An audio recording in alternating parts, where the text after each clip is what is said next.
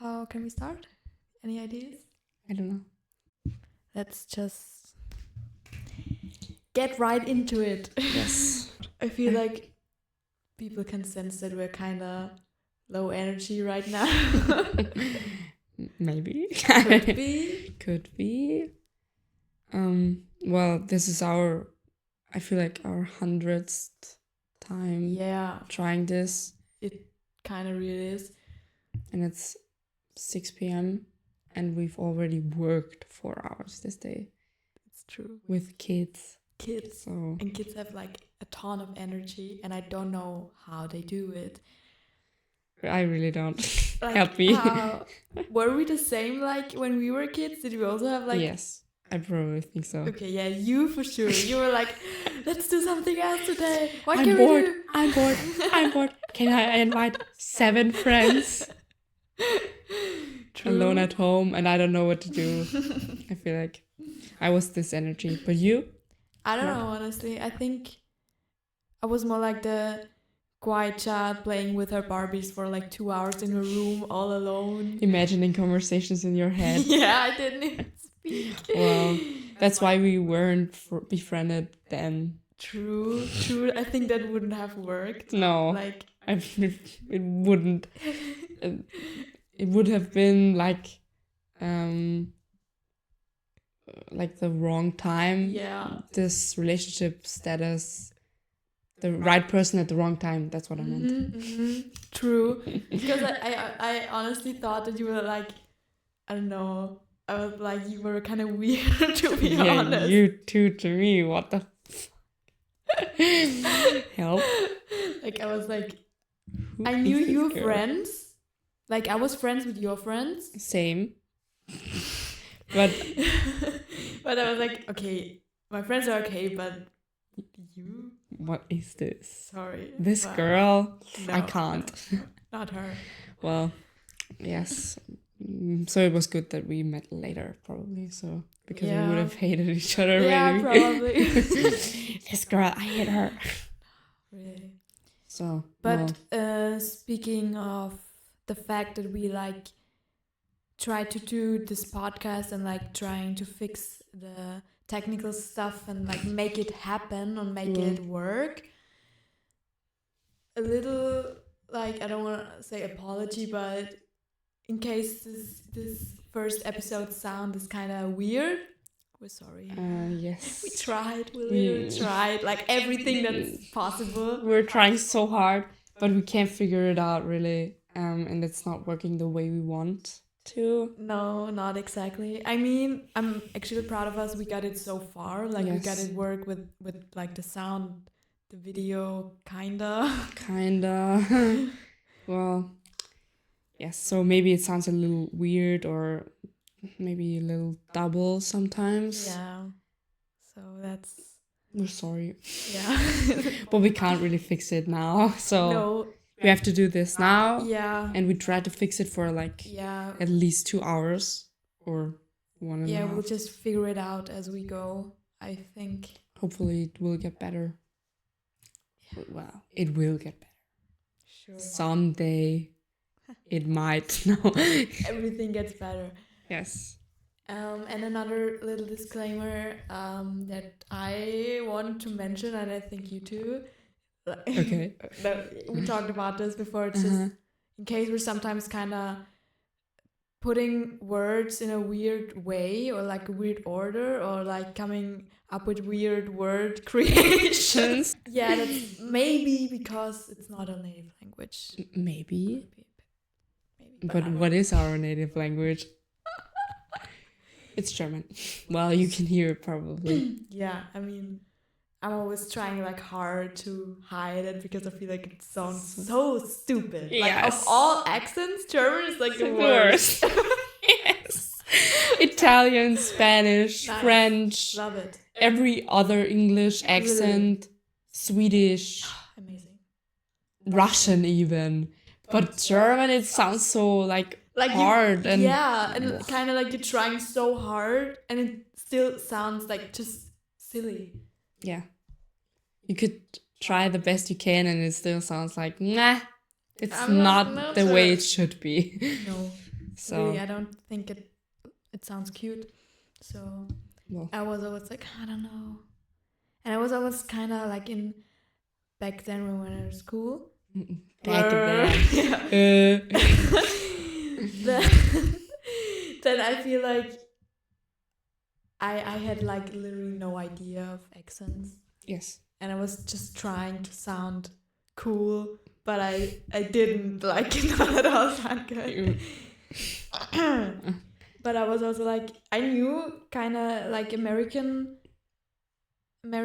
accent wise, they kind of sound like they don't care. You know what I mean? It sounds like more like slang, Mm-hmm. while British accent sounds more like people do care and put a lot of effort into pronouncing words a proper way. Mm-hmm. And I tried kind of to imitate that American accent, but I wasn't going full ticket, you know, I wasn't going all in. It was like a weird mix of German and American. Yeah, and that just sounds weird. Yeah. Because if you don't do it like all in, then it's not only in languages or accents, it's in every aspect. It's all in or nothing. True. Don't do the half.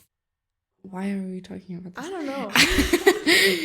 What else do we have to say? We talked about telling who we are. What are we doing here? Is that interesting even? Are we interesting? No, I don't know, but we shouldn't tell our whole life story here. Yeah. It's not the right time. I thought that it will also like, as we go and as we keep doing episodes, like we will be sharing stuff about ourselves. Yes. And I feel like that's the most natural way to get to know people anyways. Mm-hmm. Because when you meet somebody in like real life, you're also not like, yeah, so tell me everything about you all at once. And from the beginning to now. Please. I'm listening. Let's go. Yes. True. Well, but we could say our names, our age, that, like you said. I think it's not interesting anyway, so let's skip to more interesting stuff. Yes. Which is, well, we thought about like introducing ourselves, but not in a kind of basic way, because it's boring and we're not boring, right? Yes. I'm not feeling pressured. So, because the thing is that especially me, I guess, but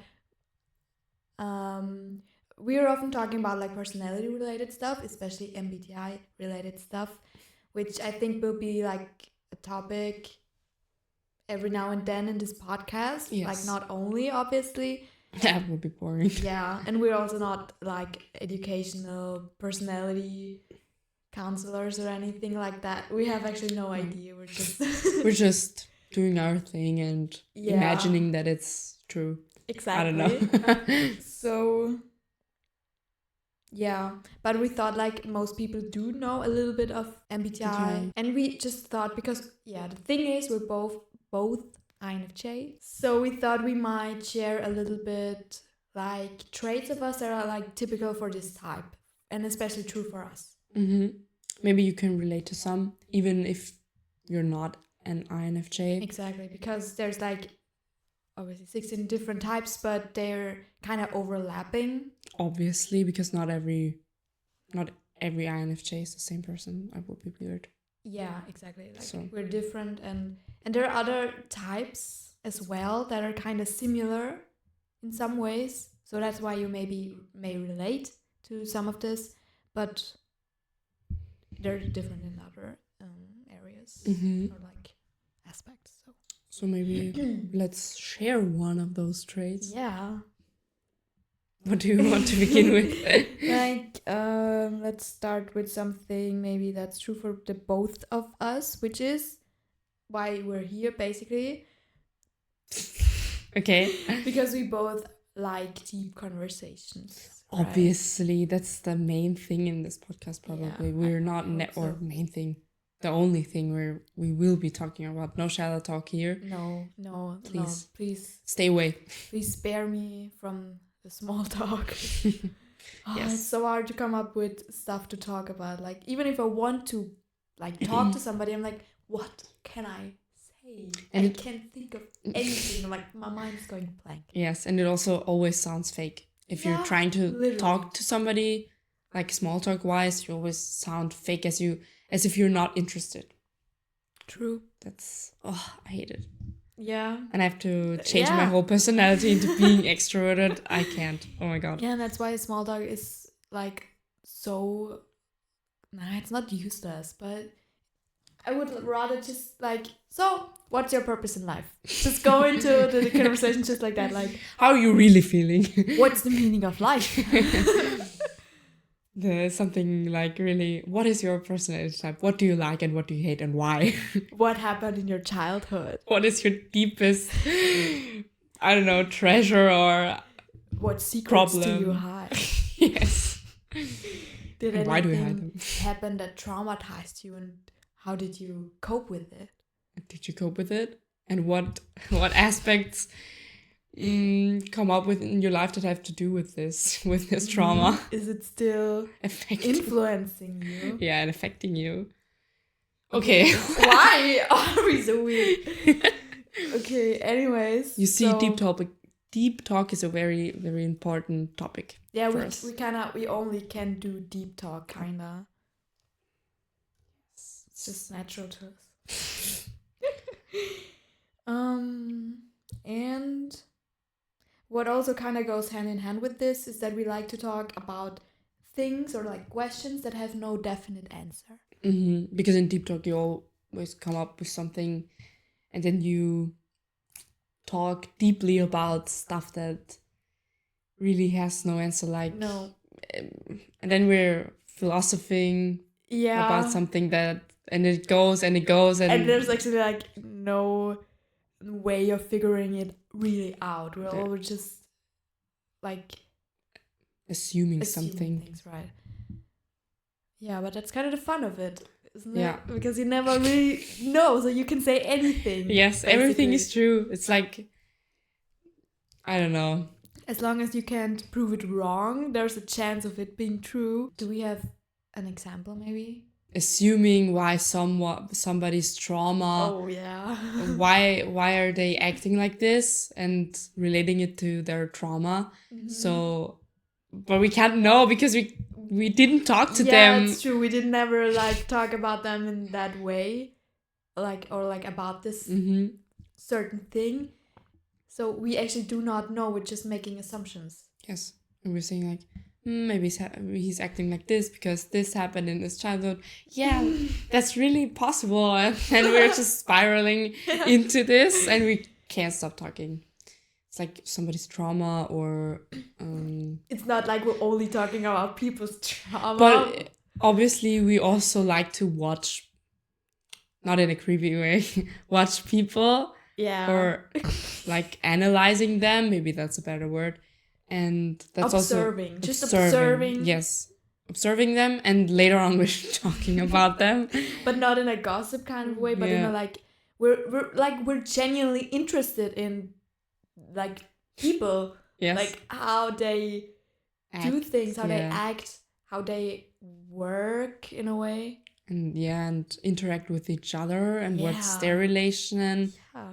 It's so interesting, and that's also something we can't know. We're sitting there in a restaurant, both eating, being silent, because we were observing, other people, and they then go, and we're like, so, what do you think about them?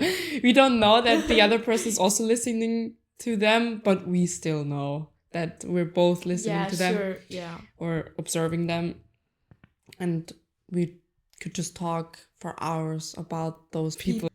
And another thing that I just I think this kind of relates to this topic, because yesterday I kind of read about a thing called the NI stare, which is like a thing, because NI means introverted intuition, which is like a cognitive function, but we don't want to dive too deep into MBTI nerd stuff. Please don't. There's enough stuff about this online, so if you're interested, look it up. Yeah. But like the NI stare, so people who have introverted intuition, like intuition is the N of the name. INFJ. Yeah, INFJ. Yeah. Sorry. I was like, I wanted to say I and yeah at one time. And what comes out? Yeehaw. Yeehaw. Okay, so N is the intuition, and kind of INTJ and INFJ do the NI stare, because both of them have introverted intuition as their dominant function. Like they do this a lot. They use a lot of intuition. And this is like a stare that's pretty intense. And apparently people of the INFJ or INTJ type do this a lot. But it's a little bit different, because INTJs are more like observing a situation, maybe. Not necessarily people, just like a system, kind of trying to analyze it and see how it works. And INFJs are like more focused on people. Yes. They're watching people intensely, and it might happen that it looks like they're staring into your soul, kinda. I sometimes do this. Yeah. And I was like, oh my gosh.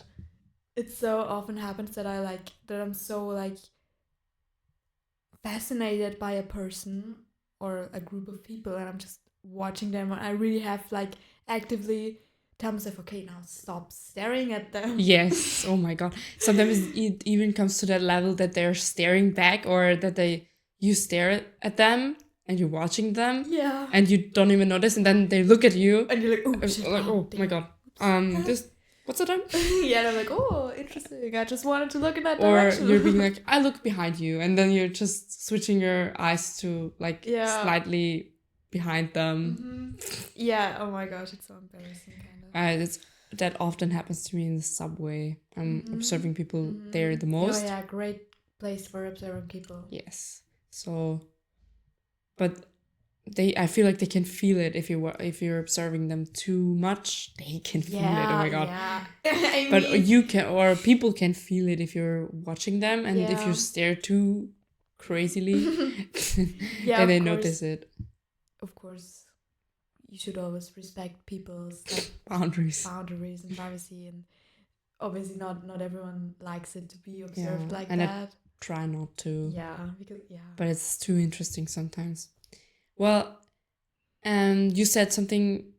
The INTJ is observing situations. Yeah. And trying to find what did you say? Analyzing a system. A system, yes. Yeah. And I thought about that one trait we or INFJs have is this, that they can like have nearly psychic vibes with seeing into the future. Yeah, exactly. But you said that this happens because we're observing or analyzing a system. Yeah, patterns. Like we know things, like subconsciously even, we're like always looking for patterns. And that's why it happens that we sometimes think we can see into the future. Because we just analyze those patterns and be like, that happened some day ago, or I don't know, lately or whenever. And it happens again, and you're like, that will happen, and then it actually happens. Yeah, because we already know it. We're already like sensing it. Yeah, kinda. Because we can always see the whole picture. That's like the intuition thing. We don't only focus on one tiny detail. We're like always looking on the whole picture. That's why we can, even if we're like just having one single information, or like maybe a handful of the informations, we still know what other informations are in relation to these informations, and they all belong together, and they're all a whole big picture. So we can, like, when we like see the, I don't know, some point of a story, we know what kind of story that is, and we know how it will end, because we see the whole story, we see the whole picture. Yes. If that makes any sense. Probably. I don't know. And it's also that that's why we also often like are kind of sensing when something is off and is not going to happen. Like, oh yeah, when we already know, when we have plans and it kind of is off, the whole situation. Especially when somebody's just if somebody's saying like not straight no, yes, but I like both of us, I think, immediately get when somebody's like actually they don't want to do it and they're not gonna do it, but they're too afraid to say no. We're getting other people more than they get themselves, so that's why we feel so misunderstood by other people, or it seems like it. Yeah, because not all people are that invested into other people, and I just never I feel exposed now. Okay, that sounds maybe a little bit harsh, but like you can really, if you pay a little attention to it, it's just such a difference when people are like really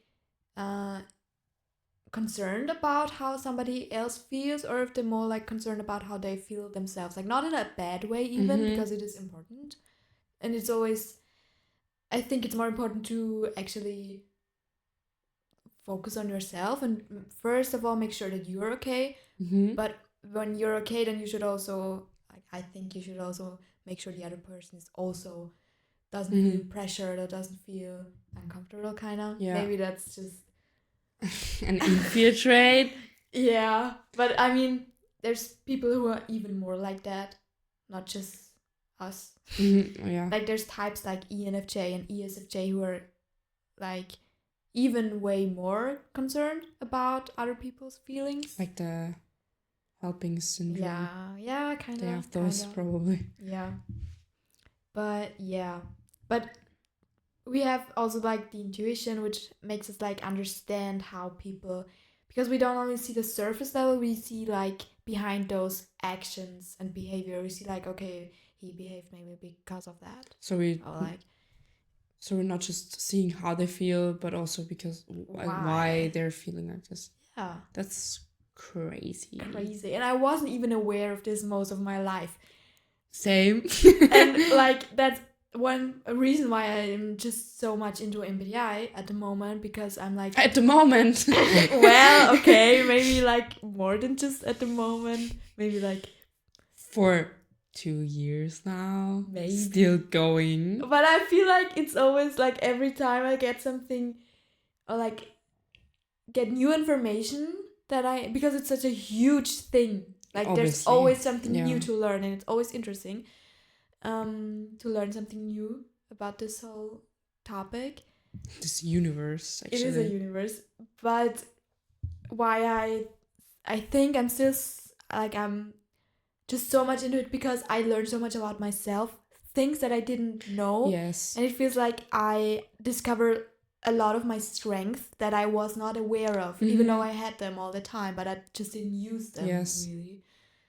And I'm also aware of my weaknesses more, and things that I should like pay a little bit more attention to, because I'm likely to like be too much in my head, for example. Yes. Not focusing on the real stuff in life. Disrespect reality. Yes. I like to call it that way. You're not literally necessary. Like literally, I would just like to live in my room and like then in your head. Yeah. And like be able to make everything work just by mental action. Yes. You know what I mean? So I don't have to really take action in the real world. But that sounds kind of weird now that I say it. Well, but I understand, yes. But MBTI helps, really helps understanding yourself better, because you're reading it and you can like relate to it or trying to figure out if you relate to it. Yeah, and that's also true. You try to observe yourself this time in real life, and you're watching yourself more. Yeah. What you're doing and why you're doing this, and then you really get to know yourself a little better, I feel like. I also feel that way. And it's just interesting that sometimes it's so accurate that I'm like, how can this be real? Okay, so the camera basically wanted us to move on. Yeah, so it just stopped. Yeah. So we're back again. Anyways, what we were gonna say is that some people kind of really fit in extremely well into a certain type. Like stereotypically. Yeah. Well. But sometimes people are just not the typical type. And very hard to identify into one of those types. That's completely okay, because you can't really, like, it will never be 100% accurate. Obviously. Any personality thing. There are not only 16 personality types on this earth. Yeah, and there's not only 16 different people on this earth. That would be very, very weird. Yeah. I think it's just a tool to, like, as you said, get to know yourself better, get to know other people as well better. Mm-hmm. So you don't have to be like, why are you acting like that? So you can just know it. Yeah, so maybe we'll move on, because or else the camera stops again. And we don't want that. So one thing, I feel like it's like really INFJ about you. Okay. Is that even though INFJs are like mostly feeling types, they also have rational thinking. Mm-hmm. And one thing that's about you that's kind of that way is that when you have a certain opinion, sorry, I just wanted to say a way of thinking, then you will just spit it into the face of whoever has a different opinion. No, not whoever, only to the people that you feel like I can take it. Yeah, they will not hate me forever. Exactly. Yes. I don't know. Even though I'm like people pleaser a little bit, I still do this, but I only do it with like my parents. Because I feel like they can really take this and they don't hate me because I live here. I'm their child. They have to love her, so yeah, what should they do? They have no choice, so yeah. It's okay. I sometimes feel like I should just stop, but I don't know. Yeah, I also feel like sometimes you should be a little bit more gentle. I'm trying my best. Yeah, I don't know. It's really, I don't. But I feel like it's a good thing, actually, because like clear communication is so important and can save so much drama. Mm-hmm. So why not do it? Yeah, and I just have a clear opinion about some topics, and probably those are 5 topics, and if somebody is against them, then I'm really telling them. Probably I could tell them in a nicer way. Maybe. But in all those other topics that exist, I'm like, I'm very like... you can see all the different viewpoints.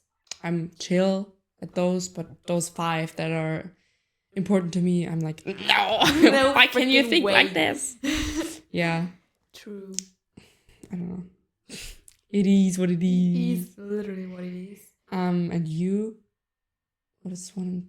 The teacher. The teacher complex. Yeah, I wrote that down because I like explaining things to other people. I just enjoy it, okay? It's okay. I always feel like I'm annoying because oftentimes people don't want to be taught.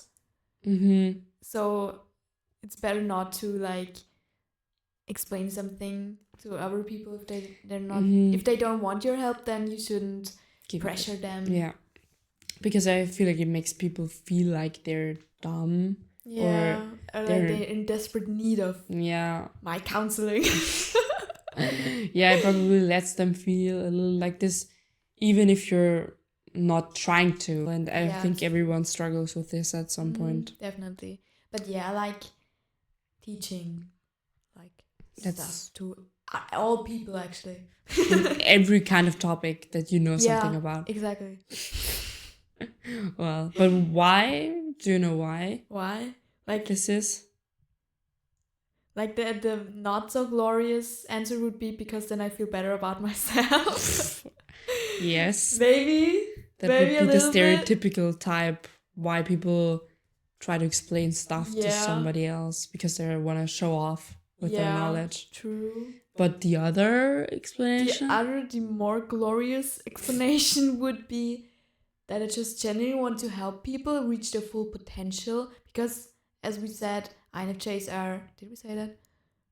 Well, they are definitely very idealistic No, we didn't say that. Okay, so now we say it. And I'm like always seeing the potential. I'm hardly ever seeing things the way they are, but how they could be.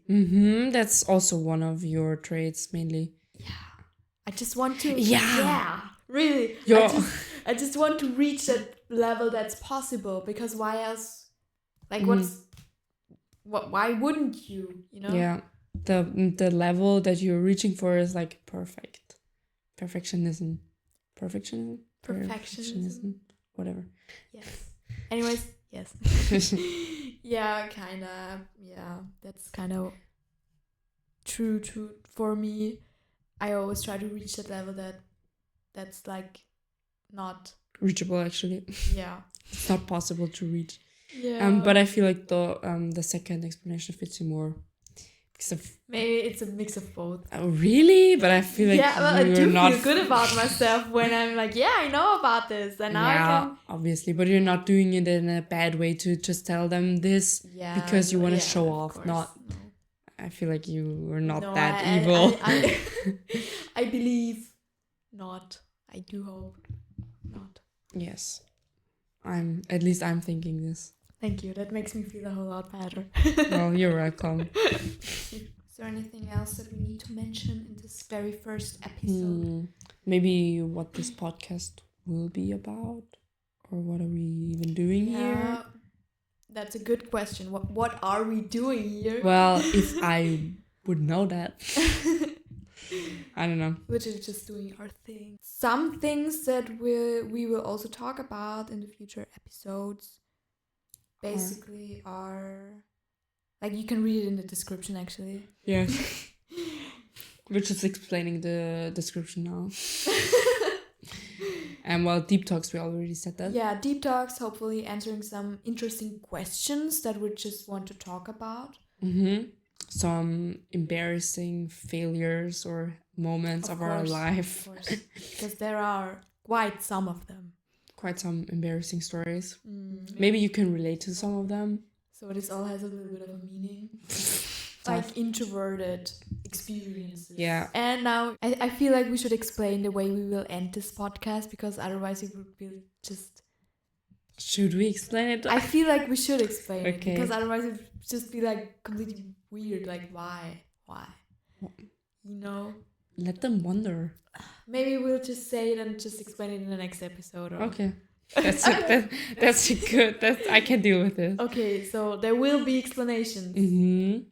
There will be at some point. Maybe we'll forget it.